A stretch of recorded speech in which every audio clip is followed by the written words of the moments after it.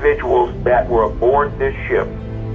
And this particular race that landed those ships and that are seen in these huge cigar-shaped ships, they are a black race. They look like African Americans. They were about 6'4", 6'5".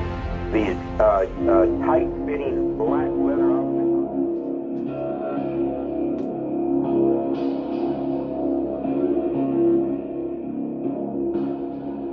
If it's not, we're going to be in trouble. Yeah, I think so. This is the last great hope. Yeah. And I think she will destroy it. Civil War, there'd be a revolution. You think that'd be if he's not in or if he is in? I guarantee if they steal it, there'd be a revolution. We the people own plenty of firearms. There's more gun owners than enlisted servicemen, and they are not going to go against patriots. This is Psalms 49 and 11. Their inward thought is that their houses shall continue forever, and their dwelling places to all generations. They call their lands after their own names. Call Allah, Allahayim, Yahweh, Ba'ashem, Yahushua, Ba'ashem, Kwadash. Double honor to the apostles and elders of GMS Great Millstone, and to the affiliates alike. Salutations to the hopeful elect out there, the spoken word of Israelites, the Jeremiah 12:9 Israelites, who look like the heathen in the flesh, but through the spirit. Their spirit bears witness with our spirit that they are children of the promise, children of the seed, children of Israel. Scattered abroad, shalom to you. Prodigal son coming back at you. Shout out to Hopeful Elect 3. He posts a lot of these videos of the prophecies, quick clips that prophecies to which you could do videos on. So shout out to him. Shout out to that brother. But as you can see on the screen, the Edomite, he's very bold and proudful in believing that he's going to get his country, America, back, which we know through studying that America was named after Amerigo Vespucci, which was Edomite, as well as Africa was named after Scipio Africanus, which is also a Roman general, Edomite as well. So the time is coming with this election. We can see that the Lord is stirring up turmoil and sedition among men. And the proud look on his face and everyone else sitting around at that barbecue or tailgate party for Trump, you can see that they're very, very proudful, and they believe in their heart of hearts that they will continue their wickedness in this country, Babylon. You know, Revelation 11:8, precept to that. This is Revelation 11:8. And their dead bodies shall lie in the street of the great city, which spiritually is called Sodom in Egypt. Why is it called Sodom? Because that's big here. President Obama gave the decree, made a law that man can marry, right? So this is the same, just out in the days of Noah, eating, drinking, giving in marriage, wickedness, and Lot was vexed with the filthy conversations of the wicked. The same way that the hopeful elect are vexed every day, waking up when an alarm clock goes off. You got to go to work and work for this slave master, our oppressor, our Joshua, Esau. You have to get up and work for him, knowing that you're a king and you're a prince. Yashar Allah, you're a prince of the Most High. You know? I don't care what color camouflage comes after me. If you're going to try to put me in a detention camp or try to re-educate me, I'll kill you. I just think what you're saying about the potential for people taking arms and being violent, I mean, that's quite scary. This is Obadiah 1. The vision of Obadiah. Thus says the Lord Yahweh power concerning Edom. Ye have heard a rumor from the Lord, an ambassador is sent among the heathen. Arise ye, and let us rise up against her in battle. Behold, I have made thee small among the heathen, thou art greatly despised. Who is it? Esau, Edom. There are laws. They go to these different countries and set up these puppet rulers. And the only way they will give them aid is if those rulers comply, right? What is crooked cannot be made straight. Can a leopard change his spots? Jeremiah 13 and I believe 13:33. So you can see these people are the vessels fitted for wrath. And everything they touch turns into death. Why do you think the sun, they can't go to the sun for more than 2 hours without getting sunburned? Because they are anti-life. The most made them anti-life. Now you have people, individuals like him on the screen that looks like a so-called Edomite, or that looks like a so-called white person, but in the spirit, they're Jake. They talk like us, they move like us, they eat mac and cheese, fried chicken, they know how to turn up, they got flavor. They're us. Verse 3, Obadiah 1 and 3. The pride of thine heart hath deceived thee, thou that dwellest in the clefts of the rock, whose habitation is high, right? So they build these skyscrapers, mimicking and replicating and commemorating those cliffs in Petra and Edom. That said in his heart, who shall bring me down to the ground? Didn't he just say, we'll kill him? He just said, we'll kill him. Let me rewind that, right? This is prophecy right now. There's more gun owners than enlisted servicemen, and they are not going to go against patriots. I don't care what color camouflage comes after me. If you're going to try to put me in a detention camp or try to re-educate me, I'll kill you. I just think what you're... Who shall bring me down to the ground? Verse 4. Though thou exalt thyself as the eagle, and though thou settest thy nest among the stars, thence will I bring thee down, said the Lord Yahweh power. So he doesn't know, and his community, his nation doesn't know that there's going to be chariots when World War III commences. Revelation 11 and 14. No. Yeah, 11 and 14. Make sure that's correct. I'll go to it.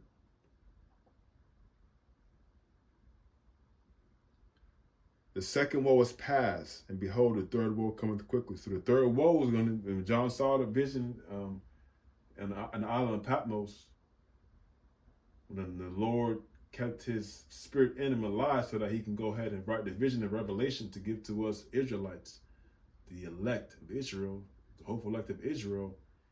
He saw the third woe coming quickly, which is the last war, World War III. They're already talking about drafting women, even 40-year-old men. The hopeful did a video where a 40-year-old man, Israelite brother, got a call from the military telling him, hey, you want to come back and re-enlist? Because they know that with this space force that Trump created when he was in office previously, that this is going to be the last war to end all wars. When our Lord comes back and takes the kingdom, the sacrificial lamb comes back and takes the kingdom. This is Luke 21. Let's get that.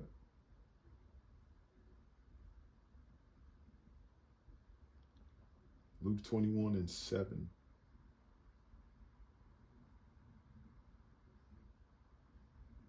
And they asked him, saying, Master, but when shall these things be? And what sign will there be when these things shall come to pass? And he said, Take heed that ye be not deceived, for many shall come in my name, saying, I am Hamashiach, and the time draweth near. Go ye not therefore after them, but when ye shall hear of wars and commotions, be not terrified, for these things must first come to pass, but the end is not by and by. Then said he unto them, Nation shall rise against nation, kingdom against kingdom, and great earthquakes shall be in diverse places, and famines and pestilences and fearful sights and great signs shall there be from heaven. But before all these they shall lay their hands on you and persecute you, delivering you up to the synagogues and into prisons, being brought before kings and rulers for my name's sake. So when all these things are happening, right, you seeing these chariots, you seeing apparitions, you seeing teeth of wild beasts. You're seeing bears and lions coming out of the woodworks out of nowhere. You're seeing a Leviathan. The powers that be want to know what's going on. They won't have no answers because they don't have that oil that the Lord gives to the seed of Israel, right? They can't see these visions, these spiritual visions. They're carnal people. That's why Isaac blessed them with the sword. So they went through the whole world and killed, slaughtered, raped, robbed, murdered, which was prophesied in the movie for it to happen. But they don't know that the Lord controls both sides. The Lord hath created all things for himself, yea, even the wicked for the day of evil. Proverbs 16:4. Saying about the potential for people taking arms and being violent. I mean, that's quite scary. This is the holy war in the United States. We're fighting for God by voting for Trump. Holy war of the United States. Let me run that back. Because you can see he's dead. That serious in his eyes. That spirit's in him in his eyes. To me, if you're going to try to put me in a detention camp or try to re-educate me, I'll kill you. I just think what you're saying about the potential for people taking arms and being violent. I mean, that's quite scary. This is the holy war in the United States. We're fighting for... He's saying fighting for God. This is 2 Esdras 13:8. And after this I beheld, and lo, all they which were gathered together to subdue him were so afraid, and yet durst fight. So Esdras saw a vision of a man on a great mountain, which we know as a chariot through the spirit. A horse, a great mountain, right? He couldn't tell where it came from, when it started, or where it ended. So Esdras saw this vision of a man, right, coming as a god on a chariot and all the horsemen around him, his the army, the Lord's army. Verse 9, and 2 Esdras 13:9. And lo, as he saw the violence of the multitude that came, he neither lift up his hand, nor held sword, nor any instrument of war. But only I saw that he sent out of his mouth, as it had been a blast of fire, and out his lips a flaming breath, and out his tongue he cast out sparks and tempests. And they were all mixed together, the blast of fire, the flaming breath, and a great tempest, and fell with violence upon the multitude. Multitude is all these nations coming together: Iran, Russia, China, state of Israel, America, India, South Africa, Brazil. These BRICS nations coming together. Well, first they're gonna fight each other first, and then they're gonna come and they're gonna see this great chariot, and then they're gonna put their missiles in their military and try to kill the Lord and his angels, which we know it's not gonna happen. No, it's not gonna happen. 2 Esdras 13:11, and they were all mixed together, the blast of fire, the flaming breath, and the great tempest, and fell with violence upon the multitude, which was prepared to fight. Right, so they're preparing to take down the Lord and his angels. Right, you got flesh, you got celestial bodies taking on extraterrestrial bodies, spirits.